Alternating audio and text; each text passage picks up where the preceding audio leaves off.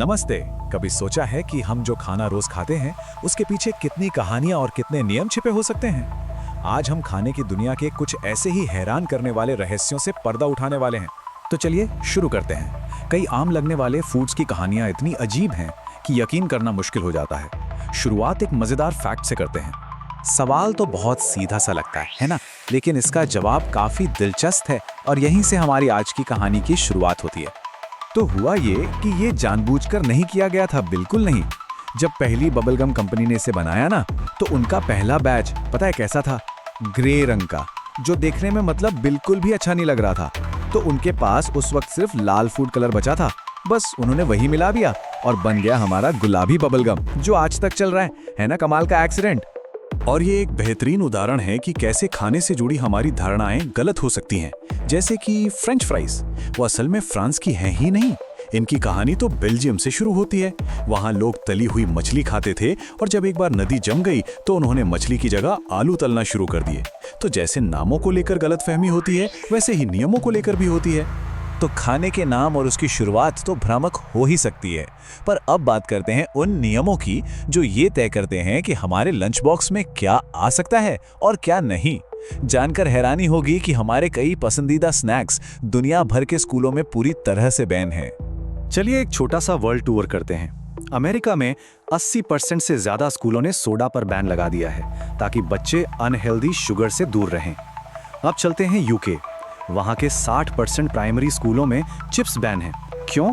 क्योंकि उनमें फैट और नमक बहुत ज़्यादा होता है। फ्रांस की बात करें तो वहाँ एनर्जी ड्रिंक्स पर ही रोक है, उनके हाई कैफीन की वजह से। और हाँ, कनाडा के कुछ हिस्सों में तो हॉट डॉग्स जैसे प्रोसेस्ड मीट पर भी बैन लगा हुआ है। और ये लिस्ट यहीं ख़त्म नहीं होती।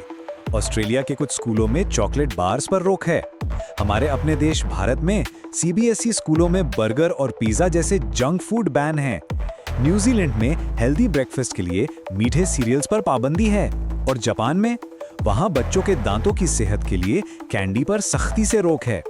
तो इन सब उदाहरणों से एक बात तो साफ है कि दुनिया भर में बच्चों की सेहत को लेकर जागरूकता तेजी से बढ़ रही है। तो एक तरफ जहां कुछ खाने की चीजों पर नियम लग रहे हैं, वहीं दूसरी तरफ कुछ डिशेस सरहदों को पार करके एक बिल्कुल नया रूप ले रही हैं। ये देखना बड़ा दिलचस्प है कि कैसे हमारा अपना भारतीय खाना विदेश जाकर पूरी तरह से बदल जाता है।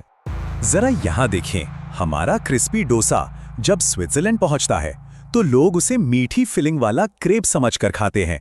अपना पनीर इटली में मोज़रेला चीज जैसा बन जाता है, स्वाद और टेक्सचर में बिल्कुल अलग। हमारा समोसा मिडिल ईस्ट में संबूसा कहलाता है, जिसमें मसाले और आकार बदल जाते हैं। और हमारी बिरयानी मिडिल ईस्ट में केसर और ड्राई फ्रूट्स के साथ एक हल्के अलग ही स्वाद में मिलती है। तो हमने देखा कि खाना कैसे बदलता है, नियमों से और सरहदों के पार जाने से। लेकिन शायद सबसे बड़ा बदलाव वो है जो हमारे खाने की आदतें हमारे प्लानेट पर ला रही हैं। अब सवाल ये है कि हमारी प्लेट पर जो खाना है उसका हमारी धरती पर आखिर क्या असर पड़ रहा है। 3 टन, ये नंबर अपने आप में बहुत कुछ कहता है, अगर इसका सही मतलब पता हो तो। 3 टन, ये वो कचरा है जो हम हर 1 टन मछली पकड़ने के बदले में समंदर में वापस फेंकते हैं। जी हाँ, 1 टन के लिए 3 टन कचरा। ये आंकड़ा हमारे महासागरों के भविष्य के लिए एक बहुत बड़ी चेतावनी है। और ये हमें एक बहुत ही गंभीर भविष्य की तरफ ले जाता है।